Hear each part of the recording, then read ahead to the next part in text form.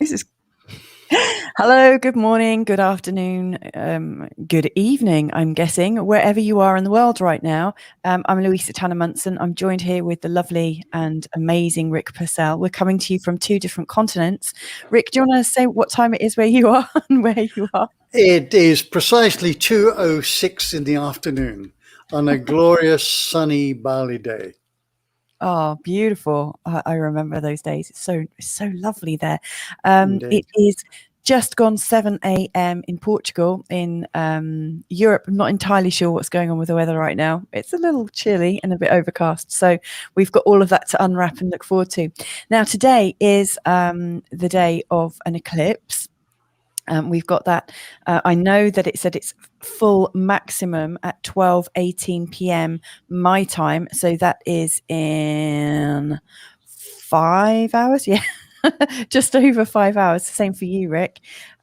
You're actually going to get to see this this eclipse. It's actually a full moon, and when the full moons coincide with what's known as the north and south nodes, we have what's known as these eclipses, and they're kind of spectacular. Have you got any plans to observe yours, Rick? Well, I'm actually where you are. I'm on a scheduled call, believe it or not, from 7 p.m. to 9 p.m. I'm on a course at the moment. So my family will be out there with their cameras, and we've got a little mini telescope. So hopefully we can catch some of it. But chances are I won't see much of the main event, but I'll probably see the peripheral. And where we are, we're not exactly on the full course and trajectory of it, but slightly off to it. So it will be visible from here. But we've also had 2 or 3 days on the evenings have been quite overcast. So it'll be dependent on the cloud cover as well. Wow. Yeah, so I wonder what it's going to be like for everybody. I can see that you're in the pathway of the solar maximum, not at full. I think that's falling right over Australia, and we're not really looking because it's midday. I can see we've got a couple of people watching us. Let us know where you're watching us from. I'm imagining they're people from your neck of the woods, given that it's already well into the day. I can't imagine many people in Europe are joining us, but let us know where you're joining us from. The theme of today's chat or conversation is about letting go, which is a subject really close to me, and I'm pretty sure it's quite close to your heart, Rick. What do you want to share about letting go and how that fits in with eclipses? Well, this particular full moon, its main purpose is to allow that freedom or that energetic movement to release. So if anybody's feeling that there is something trying to come out or bubbling up to the surface, or some shadow effect coming into their life, and particularly over the last few days building up to it, then that's symbolic of this full moon. The eclipse of it is significant in releasing that time. This is a plumb time to release that which no longer serves us. Yes, a definite sort of like birthing, when you absolutely full to the brim of baby, and all of a sudden you just absolutely have to release. It's almost too much. It's too painful suddenly to carry on the way you're going. From an astrological perspective, the eclipses, you have north node eclipses and south node eclipses according to where the moon is connecting to. The south node is about what we're releasing, like Rick says. It's very much about what we've already collected karmically, and what really isn't serving us anymore, and it's a bit of a gift to let it go and pass it on to energetically to whoever in the world wants to hold on to that one. And the north node is always putting us to where we need to be, or moving us forwards. In fact, in 2 weeks' time, we've got the North Node eclipse coming up. So in this 2-week period, we've got this moment today, which is primed for letting go and releasing. And then in 2 weeks' time, we've got this amazing eclipse coming in, sort of directing us onward on our journey. So they kind of go hand in hand, really. I was thinking about it a bit like a hot air balloon. To get that hot air balloon off the ground, you need to cut away the drag, and then you need to sort of ignite the fire and get it going. And I think that's how these eclipses are working. So have you got anything to let go of at the moment? And how do you know when you're due to let go of something, Rick? I think there's, if we would call it the shadow side, the shadow side is that which you're struggling with. So whatever is coming up into your sphere of activities within your life, whether it be a relationship, your work, your own personal struggles, remembering that we have 4 bodies. We have a physical body, we have an emotional body, a mental body, and a spiritual body. So we are multifaceted as a human being, composite human being. So the shadow effect can impact each of those bodies. And, we're aware of it. We are aware of where we're struggling with communication, or struggling with a person, or struggling with an emotion, struggling with a thought process, a limiting belief that keeps coming back. And struggling with our physicality sometimes, with our diet, ability to ambulate and move and bring movement to this body. And then there's a spiritual aspect of our resistance. Marianne Williamson once said that our biggest resistance, our biggest challenge, and one of our biggest fears is not the shadow side of us, but it's stepping into our true power, our true, authentic power. And when you think about that, we've all gone off the rails to a greater or smaller degree. And we think, my God, what if I was ever omnipotent and infinite? Could I be trusted with that much power? Yeah. I see people in power. I see presidents and prime ministers and leaders of organizations. They've made their way up the corporate ladder or the political ladder, and I see them go off the rails, promising this pre-election and doing 180 degrees afterwards. There's an integrity issue. It's integrity, yeah. And so, do I have enough integrity to be able to handle that sort of power? And that, of course, it's a limiting belief, and it reduces our ability. So whatever is the struggle that we're struggling with now, we're dealing with, should be welcomed. It's a gift.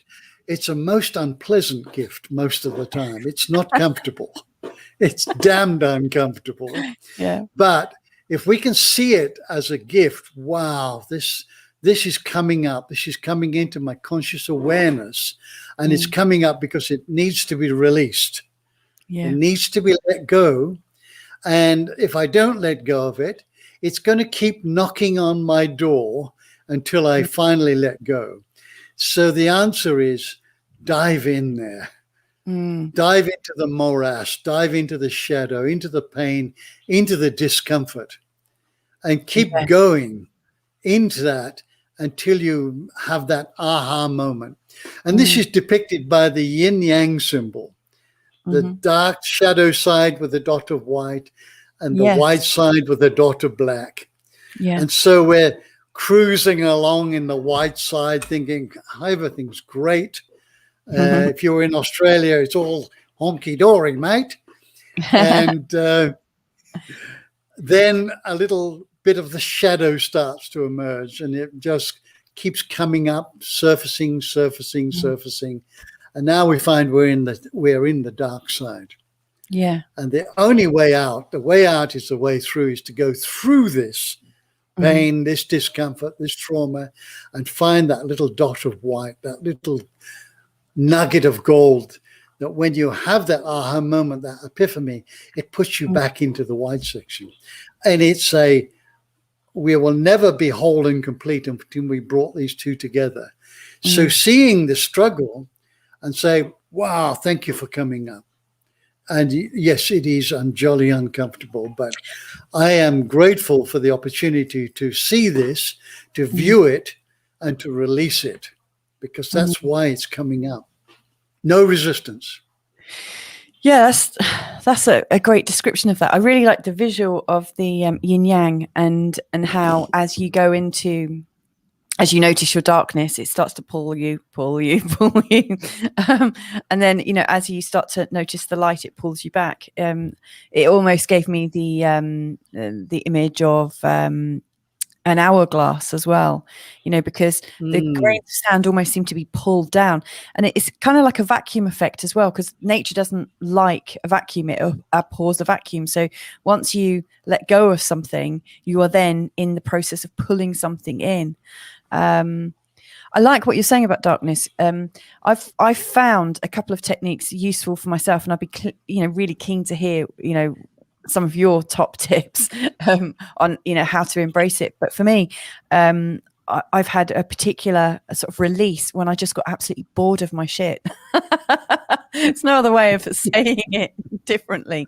You have to, for me, I had to absolutely get bored of it. So bored of it, in fact, that I got really real to the cost of, the price that it was costing me to hold on to it, and what I couldn't do because of that belief, and to absolutely get completely sick of it. So that was one of the times when I had a release. And another time I absolutely let myself go through a dark night of the soul to absolutely feel what I feared would happen. And to totally dive into the belief that was holding me back, really, really ramp it up to see if it actually killed me or not. And the truth was it didn't. As you can see, I'm still here. And I got really, really mopey. I remember having a birthday and Christmas where I denied everyone the pleasure of wishing me any kind of good at all, because I totally went into it and everyone was like eye rolling. Oh, God, there she goes. But after that, what a sweet release came. What are your top tips? Well, having been to hell and back a few times, resisting this, fighting this shadow like crazy, I decided I wouldn't do that anymore. Yeah. And furthermore, I wouldn't wait for the belt around the head with the by the universe. Yeah. We get little hints of this.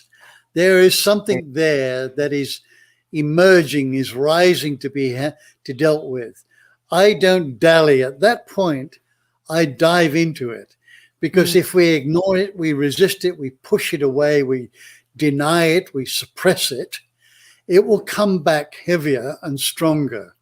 And it will keep coming back, keep recurring until we turn and face it and deal with it. Yeah. But now you're in a really bad place. That is a dark night of the soul. So I promised myself, whenever something came up that was debilitating in some way, or that was taking me off the boil of being authentic and conscious, I would deal with that and deal with it once and for all. And that job is a lot smaller than the biggie that comes up, and, you've got, you need to slow down, so you get a broken leg and have to get pushed around in a wheelchair for a month, or a debilitating illness. The universe will send us little hints. Yes. Right? When you pull up at the white line and you look up at the stop sign and it says stop, you're right, I need to stop this, whatever it is. Or a butterfly flies into your awareness and you realize that used to be a caterpillar crawling along the ground. Now it's shining its beauty on the world. So all of these elements, if we can catch them before they become a monumental trauma or a big drama in our life, then we just nip them in the bud, and we may come off the boil a little bit, but it's not as if it's starting from an ice block to get back up to boiling point again. That's fantastic advice.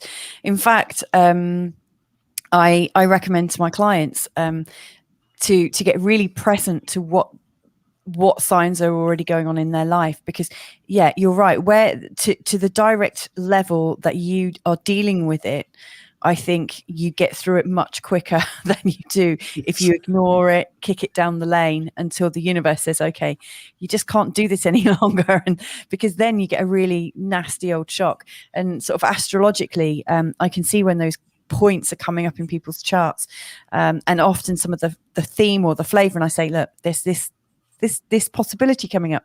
Because one thing I do notice is if you transcend that energy prior to the time it's due, it's almost like you've got someone about to come knocking on your door, and you've got the choice of who knocks on your door. Is it like the debt collector, or is it someone to come and say, well, you've really handled that well, here's a handout, so it's like there is someone coming to knock at your door at some point. Now, who is it? Is it going to be someone that's going to slap you around the head, or is it someone that's going to say, you know what, you really rose to that challenge, well done? So it's almost like there's an appointment in your diary, and you can determine through your attitude and behaviors who it is that comes knocking. But I don't like to be too fatalistic about it. But another way I think of it is if you know that, like I worked on campsites for years. I don't know if you knew that about me, but I used to prepare tents for the floods, because we used to get floods and storms and things.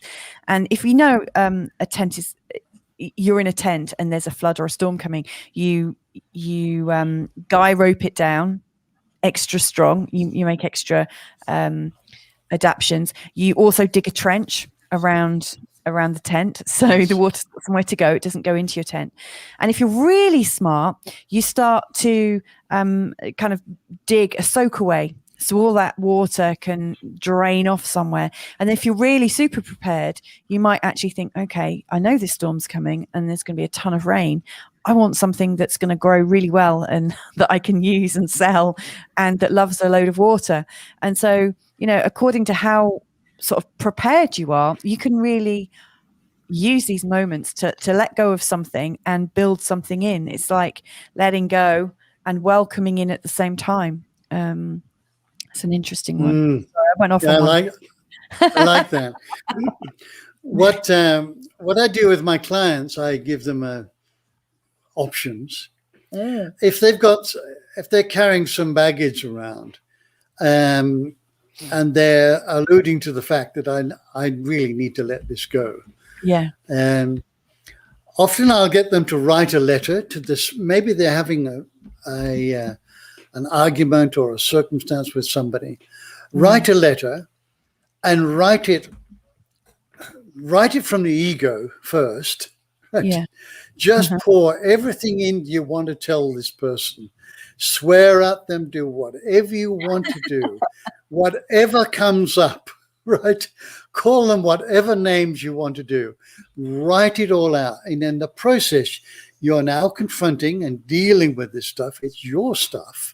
Yeah. Right? You're dealing with all the thoughts and the judgment and the criticism and the cynicism that's bubbling up to the surface. And you're putting it into the physical universe. It's no longer going around your head. You're bringing it out of the significance of some thought process, and you're putting it into the physical universe. Wow. And then write it and go out and burn it. Get a dustbin, a metal dustbin or a bowl of some sort, and go and physically burn it. Right? And now it's done. Yeah. And the other thing that I do here is that, we have this beautiful river ravine in this valley in front of us. Excuse me. And we have all these stones around the place as pebbles. I get the person to, if they're ready to let go, I get the person to go and let this stone choose you. Gaze at it. Don't think it through, but let the stone talk to you to say, choose me, right? And then I get them to put it in their hand, put the two hands together like that. Mm-hmm. And then I put my hands around there. I get them to take a deep breath. I get them to close their eyes. And then I get them to repeat after me. Into this stone, I put blah, blah, blah. We go through everything that they have said that they're dealing with. And then I first of all check out if they're left-handed or right-handed, because we are right on the edge of the ravine here. And then I get them to look me in the eye, and I say to them, and this is a lovely process, are you able to let this go? Is this within your capability? Mm-hmm. Yes. Okay. Very good. Are you willing to let it go? Because you can be able, but you can be very unwilling. Right? Are you willing to let it go? And there's usually a bit of hesitation, right? But most times it's followed by, yes, I am. And then I say, when? I say, now. Good.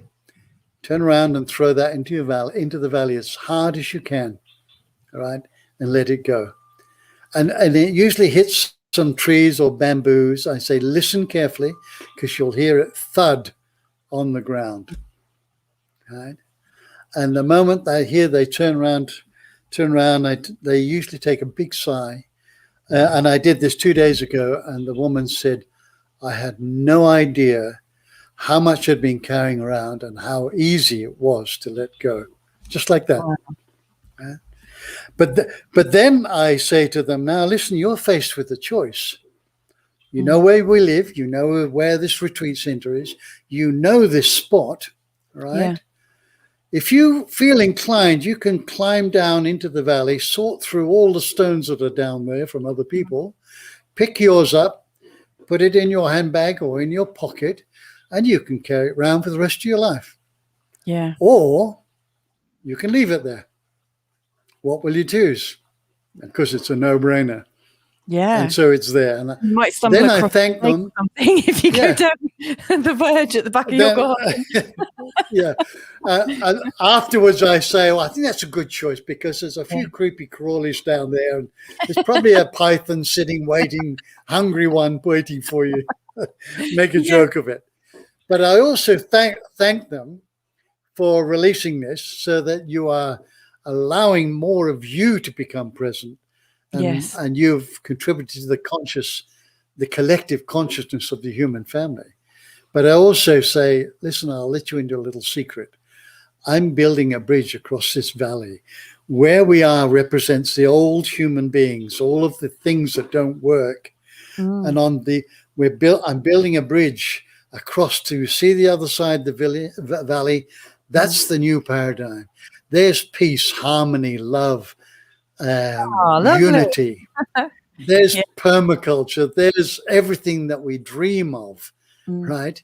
And you have helped me put a brick in this bridge across there. Yes. So that why I say that is that it's not just you that you're helping the collective. So that's been an amazing releasing process, and anybody can do it.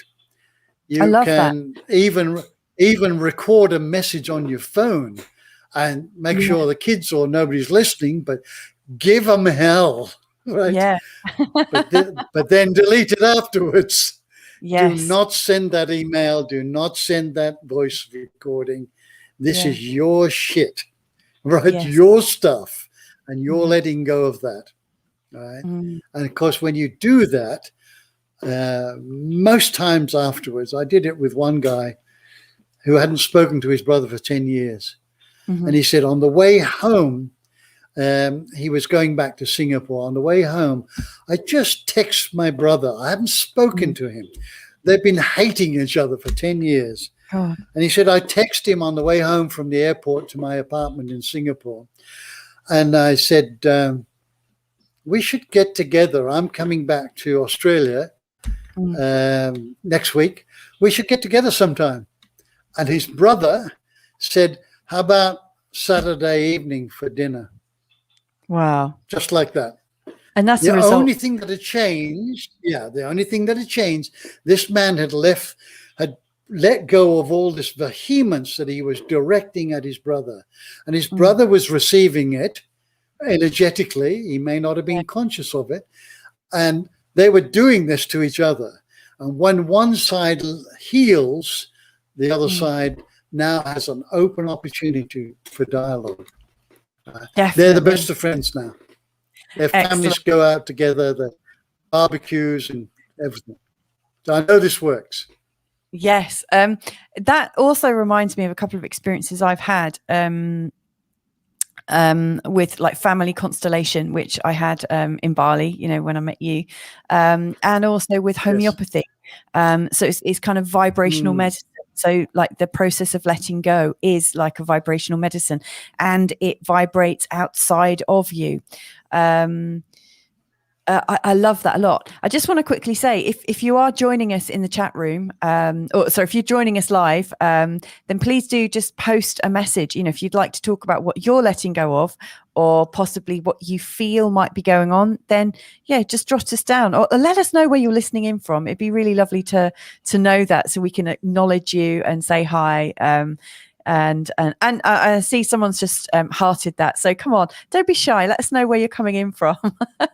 But one thing I noticed with family constellation, and for people that are listening and that maybe don't know what it is, my 3 experiences of it is you turn up to a facilitated session.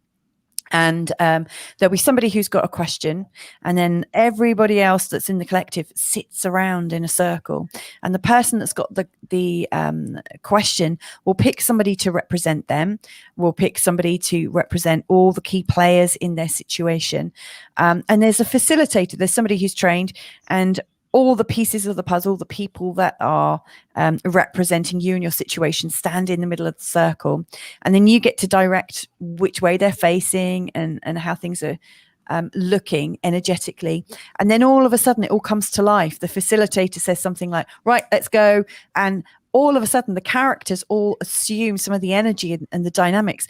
But what I've noticed, and I've been present in 2 people's constellation. In one of them, I played the main character, and it's very strange how all of a sudden these issues come over you. And the really strange thing is, at the end of it, with the 2 people that I've been involved in, and also with my own constellation, I've noticed a change, or a change has been reported. You know, like the situation does clear. You clear at one end, like you say, then all of a sudden the clearance happens at the other end, and it can feel immediate. When I've had homeopathy, another vibrational medicine, I take homeopathy for myself, and any related themes that are going on within my own family clear. There is a change that happens. As you change, your external world changes. Now, is that they're changing? Is it your perception? Who knows? But it does change. It's magical. I love subtle medicine. And you're right, it goes into all 4 levels of your body. So the big question today is, with the eclipse, what are we letting go of, and what are we welcoming in? Like the theme of today's full moon. The full moon itself is in the sign of Sagittarius, and the sun is in the sign of Gemini. So Gemini is about facts and figures and information, and it's kind of short little bits of nuggets of detail and data. And the full moon is occurring in the sign of Sagittarius, which is about our beliefs, our spirituality, our religion, but also that which we don't question, that we absolutely know is rock solid. But the tension here is, today, what you have absolutely connected to and believe is the truth. Is it testable? Is it really testable?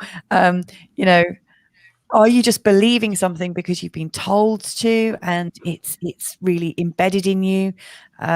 What are we awakening to this morning mentally in our lives? So I really see that influence being very, very strong, whether it's happening with your friendships, with your money, with your self-worth, all these different things. I often notice that as I'm about to release something, I start getting these whispers. You were talking about signs earlier, Rick. You know, so some people might see animals, or, you know, or connect with different sort of flowers, or a song comes on that connects you to a pastime. For me, I have this kind of like whisper in my head. I call it almost like a whisper of doubt. It's an insidious little thing, like, really, is that really true? And then I start thinking, oh damn, that whispers back. Something's going on. So is there anything that you're letting go of at the moment? Let us, what are you letting go of? Because you're quite adept. Is anything coming up in your consciousness and you're thinking, that might need a tweak? There is, and it has come up, and it's coming up. I'm actually doing a course with a bunch of people, and this is exactly what we're doing this evening. Oh wow! Is about what is it you're struggling? What is it you're struggling with in this group? I belong to the Seeds group, and there's a bunch of very, very bright people that we are birthing part of the new humanity. And what is it you're struggling with? And I've already started to go into the process as of last night. And I'm an early indigo. I'm a baby boomer. Yeah. An early indigo. So I've never fitted into mainstream school groups, anything. I've been working in corporate for 23 years at senior management level, but virtually never ever socialized with my people at work. So I've been fiercely independent. And even now at the center, my girls go to school, Lita goes to our shop, and I have this place to myself. And I'm very, very comfortable with my own company. And now I'm thrust into a group of people who I don't know, and they are some really remarkable people. And I'm having to let go of this fierce independence and truly embrace what this new paradigm is about. The old paradigm was about competition. I've never really been competitive. Yeah. But at the same time, because of my fierce independence, I've never really been collaborative and cooperative, which is the new way of being. It's all about cooperation and collaboration. So my ideas that I am now putting into this pot of people, I let them go. This is an idea. It's no longer mine. It belongs to all of us. We massage this around as a group to make it workable, rather than, it's my book, it's my bat, my ball, I'm going home. So I can relate to that. That's it's not a huge struggle. It's not life-threatening in any way, but it's there. And whatever you bring, we have a small video that is a precursor to what we'll be doing this evening. And whatever you bring to the group is now in the group dynamic, because you are part of the group. So my struggle with fiercely independence is I've now imposed that within the group. So it behooves me to release that. So the group becomes more whole. And this is why when you heal yourself, you heal others. There is only one of us, where we are sharing the spirit, right? So if we are a fragment of the whole and we heal this part, the rest of that whole becomes healed to that degree as well. So that's the whole principle of it. And this is what Gandhi said: be the change you wish to see in the world. Don't go out and try and change the world, change yourself, right? Heal yourself. And that energy will impact the whole of your family, the community, the globe, the population, whatever. So that's I call it a mini struggle, because I have been embracing this for some time now. And it's coming up as the final processes this evening. So amazing. It's not synchronicity. I don't believe in coincidences. This is something that's unfolding that has to happen. I really hear you on your struggle. Actually, it's something that I find as well. You know, I'm not a boomer indigo, but I did have the realization yesterday that Carl and I are first gen indigos into our family lines. You know, when we think back in our family lines, I don't think there are any other indigos, and or obvious ones. And there is a kind of loneliness and also a so a kind of punkiness about us. You know, we all have this kind of sense of what isn't right, and that sort of need to be defiant whilst also wanting to fit in, but also not. It's a really difficult one to be an odd piece in a puzzle, and you get so used to kind of being on your own that when you find yourself in one of these lovely sort of indigo, crystal, rainbow groups where actually, everybody has felt like that to some degree, it's very hard to let go of your specialness as well, isn't it? You know, when you felt unique, and then all of a sudden you realize you're not actually that unique.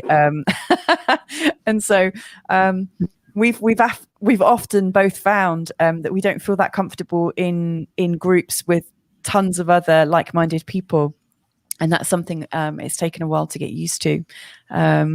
It's interesting, isn't it? You know, some people are absolutely very comfortable and very collaborative right from the get-go without that feeling of being sucked into something. But for me, I always think, am I about to be sucked into something belief-based? Not sure about that. I'll sniff it out and start. I almost start backwards, you know, before it fully lands. I'm not entirely sure what use I'm going to be letting go of today, but one of the things that I've been saying over and over is I'm really stretched on time. How can I cope with it all? This is really busy. So I've got these real sort of very sort of 3D time-based resource-based limitations sort of thinking right now, and I think it's time to let go of that. You're about to say something. Go on. Yes. No, I was just regarding the indigo black sheep scenario. Is that I celebrate my difference and the differences of people. I celebrate that. I don't think I'm superior in any way, but I celebrate my difference. I'm not better than anybody. I think we're all equal. However, I do think there is a difference, and I am different. That's all. That doesn't make me better or worse than anybody. I'm just different. So I celebrate that. Yeah, that's perfect. That's so perfect.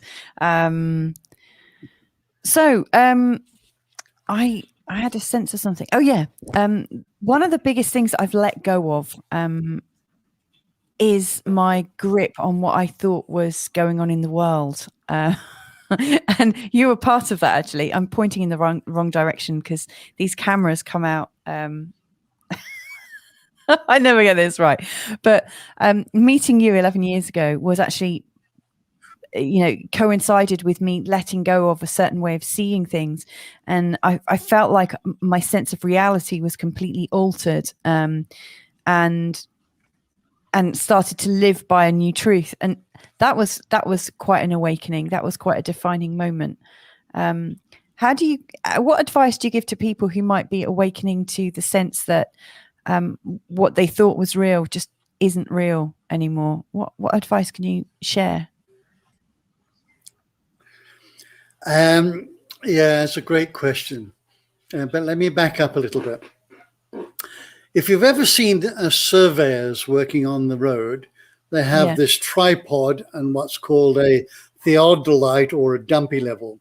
One of them's looking through it, and another man is holding a pole with gradient marks on it. And what they're doing is establishing a stable datum, right? This point here, we're going to measure everything off from this point here. An example of a stable datum is sea level. All right. So when we're at sea level, we can measure the depth of the sea, and we can measure the height of the mountains. Mm-hmm. So that being the case, everything, we're going through this enormous, unprecedented transformation, the human family, where everything that is no longer serving all of us, no longer serving all of humanity and all species and the earth, is being dismantled. It's being dismantled because it has to be dismantled in order to make way for the new paradigm, the new way of being. So everything that we used as a state datum, everything that we relied on as being, well, I can rely on that. I can go to the bank and get my money. I can blah, blah, blah, right? Is shifting. It's morphing. It's being dismantled. And we're in this void, right? Where we have one foot in this camp and the other in the other, right? And this camp is being dismantled and this one hasn't been birthed yet. So we're in this no man's land of nothingness. Yeah. Yes. Are you still with me? Yeah, well, until Rick comes back, I can describe that nothingness as almost being like in shifting sands, a bit like if you've ever been to a park with children, which I'm sure, or have been a child at a park, you get those like rope ladders, and I'm thinking of the modern day ones now, which have wooden planks, and the wooden planks are suspended on a kind of rope ladder, and you're moving from one to another, but none of the surfaces are solid, and you're kind of walking through this very odd time of not knowing exactly where you can put your feet and how you can find peace and rest in that moment.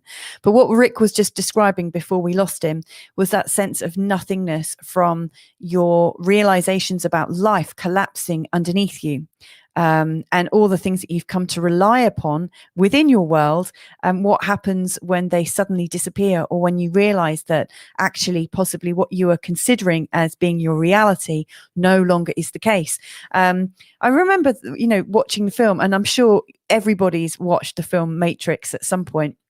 But there's so many other films out there that make you question your reality. And the more and more I go through life, I always come back to the Matrix, the idea that maybe everything around us isn't as solid as we think it is, or also the Truman Show, where we've got, I see that Rick's coming back, let's see if I can connect him at the moment. So we've got this idea of like the Truman Show, where you could spend your whole life, welcome back Rick, where you realize that your whole reality has been set up in a particular way to look a certain way, and it's almost like everything is playing a part in your life and you've been unaware of it, and all of a sudden you get really aware to the fact that you are in a play, or it could be like a computer game even. I was just talking, Rick, where we lost you were talking about going into the nothingness, going into the void, and I was likening it to how there are lots of films out there and ideas where you realize your whole world has collapsed underneath you, your belief in it. The Matrix is obviously a very good example. The Truman Show, I think, is a great sort of comedic version of it. Yes. And yeah, it's big. And of course, Alice going down the rabbit holes, a huge image of losing our minds and losing our stability. So can you remember where you were? And what you wanted to finish sharing? Yeah. Well, you've covered that beautifully, and there's a very good example, especially the Truman Show. What is the solution to this? I think most people recognize that we're on shaky ground at the moment. Yeah. And I've welcomed crisis in my life, just as I welcome the shadow, because I believe crisis is the driver of change. Yes. Where you look at your life, wherever there's been a crisis in losing a job or a relationship or a loved one, wherever there's crisis, there's change. Yeah. So I welcome what's going on, because we are in crisis at the moment as a world, and to welcome that. So there's no resistance. But how do we get some stability? Well, I'm reminded of the Zen Buddhist monks in Japan that have these beautiful rake gardens with these little pebbles that are raked in a garden setting. And there's usually one big rock in the middle. Yeah. And the Buddhist monks will just contemplate and sit in meditation, looking at that singular rock. And everything else blurs away, and there is only this singularity or this oneness that is known. So what is the oneness between this paradigm and this paradigm, right? What can we grab hold of that is stable? And there's a couple of things. One, we can ask ourselves, what is in my control to do something about? Yeah. Can I control the weather? Can I control politics? Can I control what Bitcoin is going to do? Can I control what the next door neighbor's music is going to be, right? And focus on, well, what can I control? That's one thing. That puts you back in the driving seat, in the powerful controlling element of your life. So most people spend an inordinate amount of time trying to control things that are out of their control. So don't do that. Yes, that is a waste of time, isn't it? And then look at, well, do I know what's going to happen if I'm in Portugal at 4 o'clock this afternoon? No, not with any certainty. So what do I have control of? I have control of this moment, right? And what would I like to put into this moment? I have two choices. I can put fear into this moment, or I can put love. And I choose love over fear every time. So I can control, I can determine what I want to put into this next moment. So when you see that we're in this void and there's all this unknown and I have to know and I have to be in control, well, there's only one moment you can really be in control of, and that's this one. And now that's gone. Oh, well, there's this one. Yeah, but that's gone now too. So in this nanosecond of this moment, right, just decide what you want to put into it. If you're feeding your fears and dragging up the past and postulating what if in the future, you're not being present. This is the value of mindfulness, being present. So there's two tools. Yeah, and they're very perfect. And you're right, we always do have two choices, and sometimes our choice does seem very limited. However, you still have that choice. I think that's important. I often, when I'm at a crossroads, don't necessarily think, can I put love or can I, connect to fear? I don't always see the choice as that, but I often ask myself, which choice would feel immediately better? Which choice would bring me good most quickly? Which choice would bring me to relief or change in the shortest amount of time? Because I think once you're already moving, it's much easier to course correct. But if you're standing still and you try to get moving, it's like, when you start up your car, you have to really put your foot down, don't you, to start moving and change direction. That takes a lot. But if you're already moving, even if you've made the wrong choice, you can still in that next moment choose the right choice. But if you're moving, you're already at an advantage. Something else that my husband says quite a bit, and he might be quoting somebody else because he's very good at doing that, but he says, if you're having a problem and there's a lot going on, and you're thinking about that problem, and you notice that actually you're the only person in the room, then it's you that's creating the problem. You might be the common denominator in your own problem. The chances are you are the cause of your problem. If you're experiencing a problem or this depression in your head, and you might be in that place of sort of blaming other people and saying, oh, it's like this because of this, and it's like this because of this, it's still you that's the one that's having the problem. So it's you. Yes. But yeah, And, he's kind of irreverent and there's like a beautiful saying associated with that. Go on. Yeah. It's never the person, the place, or the situation that's the problem. It's how we look at it, how we see it, how we view it. So, yes, that person may have said something, but who got triggered? Whose stuff got triggered? Yeah. Right? And that's where we have to take responsibility. And the first thing is to ask ourselves, well, yes, they said something very unkind or did something very unkind, but whose reaction was it? Did I react from the ego, from fear, from separateness, from superiority or judgment, or did I respond from the heart? Yeah. And just take responsibility. This is my stuff. And yeah. maybe right now is not the time to do it, but I'm going to go back. And when I'm in my room tonight, I'm going to think about, wow, I really got triggered then.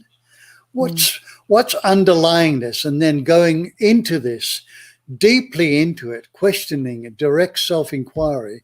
What is the stuff that beautifully, this person was a gift because they triggered some stuff in me that was coming up to be healed.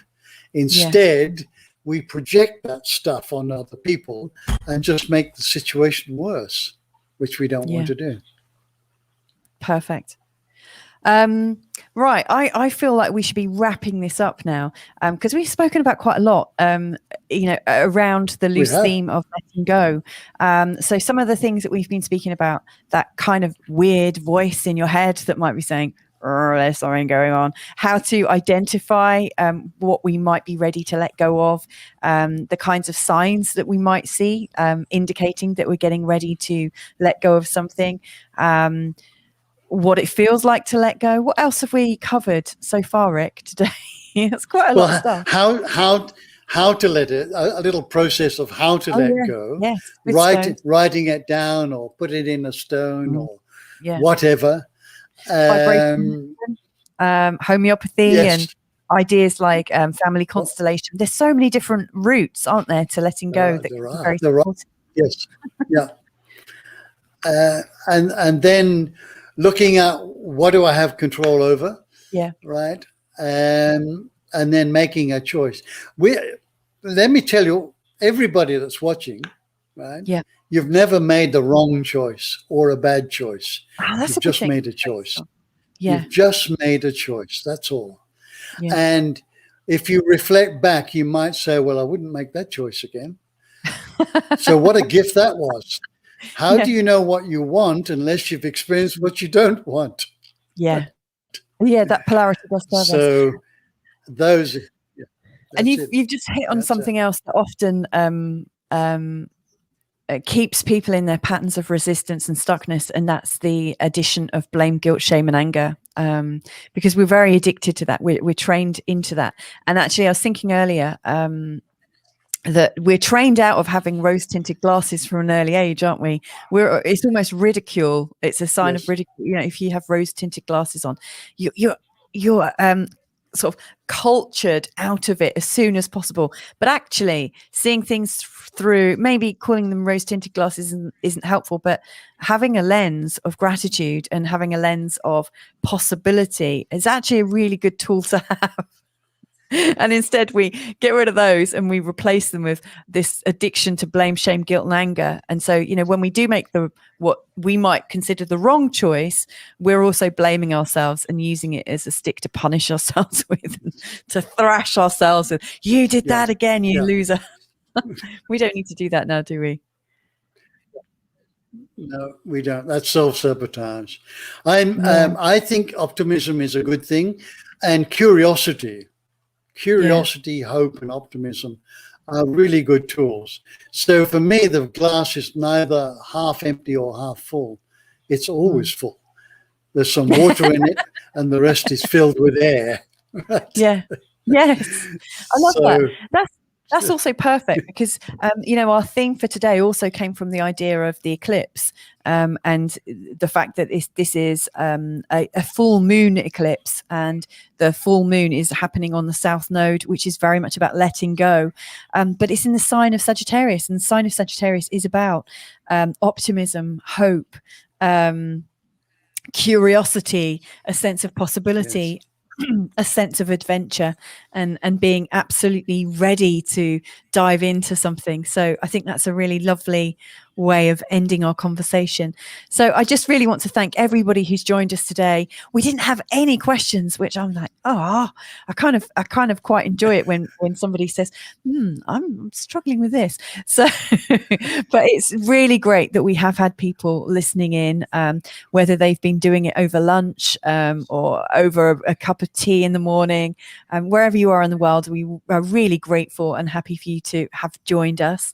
But Rick, thank you so much for making this time available to me and everybody once again. I've really enjoyed connecting with you. It's a real blessing.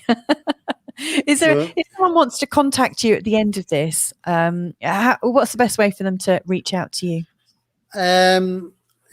Through my website on the contact form, or info@rickpursell.com. Excellent. We direct into my mail. So let me thank you, Louisa. It's a pleasure and joy. You make my week. This is the day that I look forward to. So thank you for that. And the work that you're doing. I watch your videos with the people that you're choosing some amazing people, and it's very inspiring. So yeah, they really are. So thank you, and thank you for your guests and viewers that take the time to tune in and maybe think, if you've been here for the whole of this hour, think about what is your takeaway from this? What did you take away and apply into your life? Yeah. Yes, and good luck with that as well. Very good. Let us know how you go on.